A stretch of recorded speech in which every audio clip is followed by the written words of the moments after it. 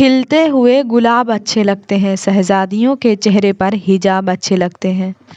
اپنے حجاب پہ ناز کرو لڑکیوں، کتابیں تو بہت ہیں مگر غلاف صرف قرآن پاک پہ ہوتا ہے۔ پردہ پابندی نہیں، پاکیزگی ہے۔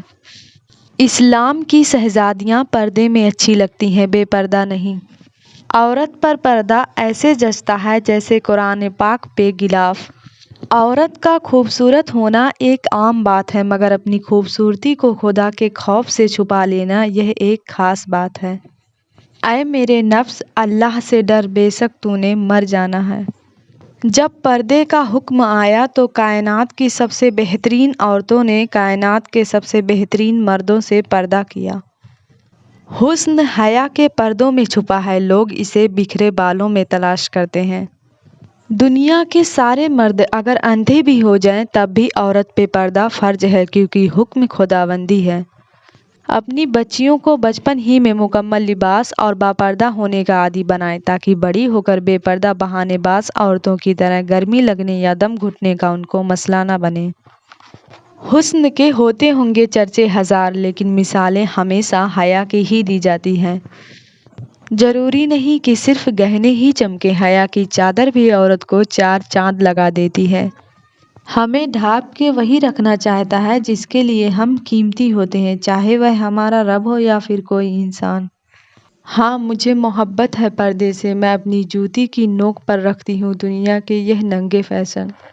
قصہ یہ پڑھا ہے پرانی کتاب میں، حسن محفوظ رہتا ہے ہمیشہ حجاب میں۔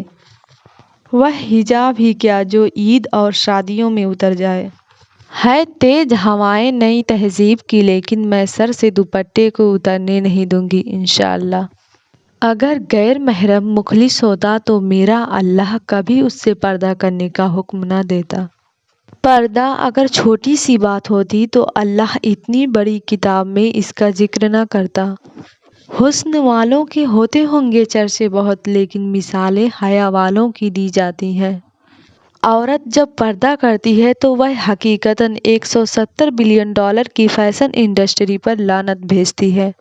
خوبصورتی کو بھی اس پہ بہت ناز آتا ہے، بنت حوا کے چہرے پر جب حجاب آتا ہے۔ لڑکی کو چاند جیسا نہیں ہونا چاہیے کہ ہر ایک گھور کر اسے دیکھے، لڑکی کو سورج کی طرح ہونا چاہیے کہ جو بھی اسے دیکھے اس کی نظر جھک جائے۔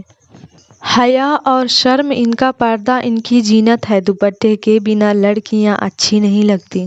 حجاب کا ایک گز کپڑا مغرب کی اربوں ڈالر کی فیشن انڈسٹری کو اپنے پاؤں کی نوک پر رکھ دیتا ہے۔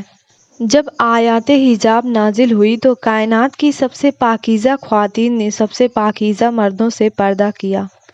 میں مغرب کی بیٹی نہیں، میں مشرق کی شہزادی ہوں، میرا برقع، میرا حجاب، میری چادر ہی میری آبرو کا پہرہ ہے۔ میں عطر سے مہکوں یہ آرزو نہیں ہے، تمنا ہے میرے کردار سے خوشبو آئے۔ حیا کے موتیوں نے مجھے اجنبی کر دیا اور مجھے اجنبی ہونا پسند ہے۔ حیا کے موتی ہمیں دنیا کے لیے اجنبی تو کر دیں گے لیکن اللہ کے ہاں ہماری سلامتی اسی اجنبیت میں ہے۔ لوگوں کو یہ غرور ہے کہ ان کے چاہنے والے بہت ہیں، ہماری حیا کا تقاضا ہے کہ ہماری طرف کوئی دیکھے بھی نہ۔